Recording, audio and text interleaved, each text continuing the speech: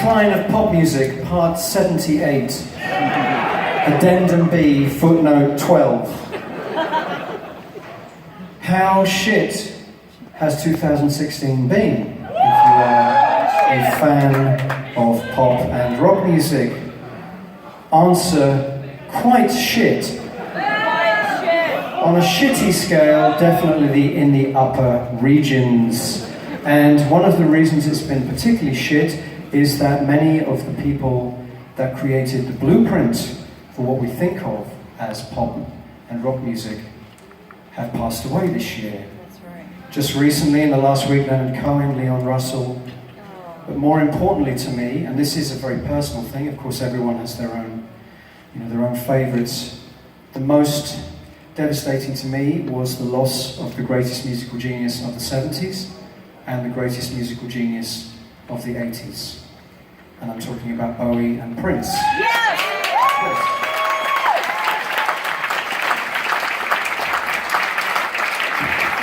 And I want to pay tribute to both of them today. Now, I referred to, in the last time I spoke, 10 minutes ago, I referred to the fact that these are people that are most inspirational to me because I think they are examples of artists that always had a personal sense of creative evolution. They weren't the kind of people who were just prepared, they were kind of artists that were prepared to rest on their laurels, as it were, and continue to deliver the same kind of record over and over again. And sometimes that meant they weren't so popular. Certain periods in their career they weren't as popular, they weren't selling as many records. But that was not important to them. Apparently, that was not important to them. What was more important to them was to feel a sense of creativity and to continue to move forward and to evolve. And I think this is something that's very underrated and actually quite rare in popular music. Most artists, and I have no problem with people that do this, there's some artists, AC/DC, find a formula, keep doing it for 40 years, Great, you love it. There's no problem with those artists, but those are not the artists that inspired me. The artists that inspired me were the ones that tended to almost have a kind of bloody-minded approach to how they went about their career. So, Frank Zappa, good example. Neil Young, Miles Davis, John Coltrane. Prince and Bowie are very good examples of this. And what's interesting about Bowie and Prince is they did it much like the Beatles did in the 60s. They did it very much in the public gaze, very much in the mainstream. And that's even harder to do.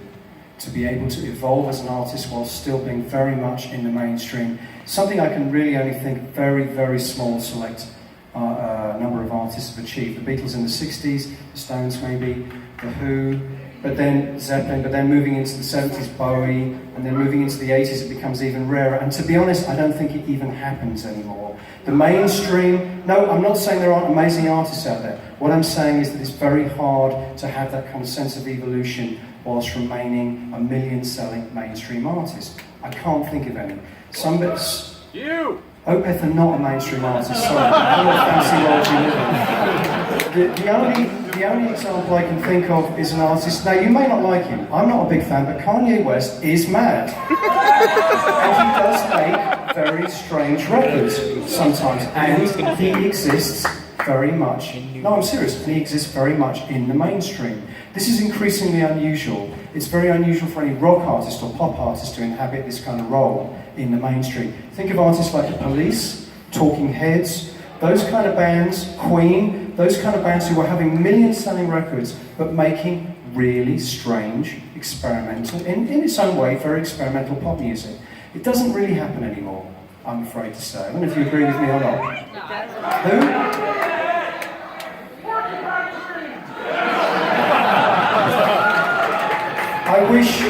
I wish Porcupine Tree had been a mainstream success. It really wasn't, I'm afraid to say,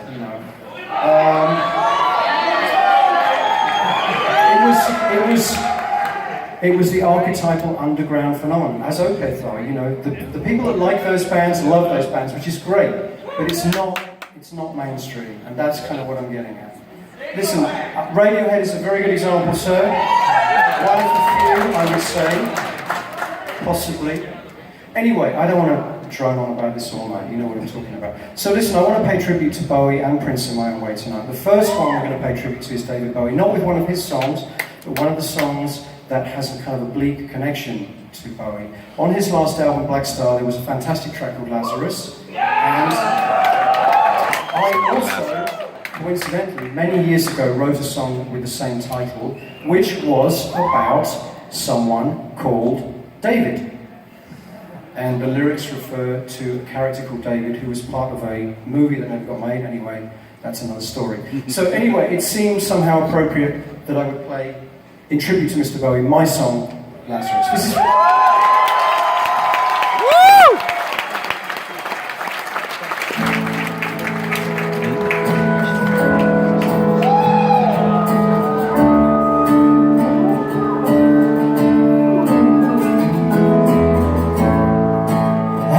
Cheerless towns pass my window.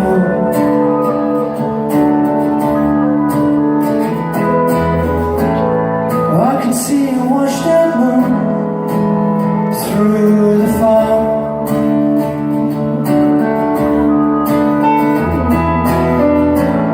And then a voice inside my head breaks the analog.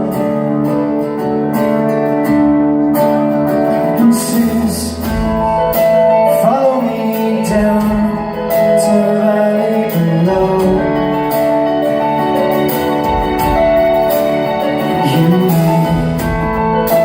Moonlight is bleeding from out of the soul.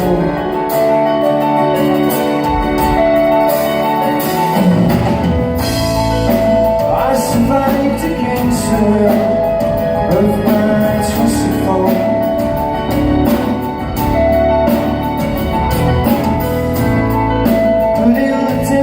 Of my words, the silence broke and says, follow me down to the valley below.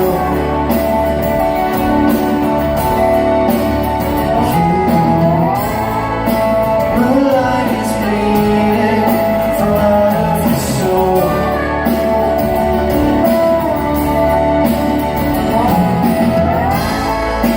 Follow me down to the valley below.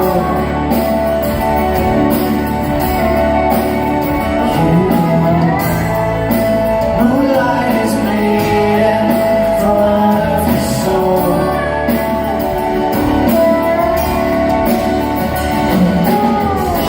My David, don't you worry, this cold world is not for you. So rest your head upon me, ride straight to carry you.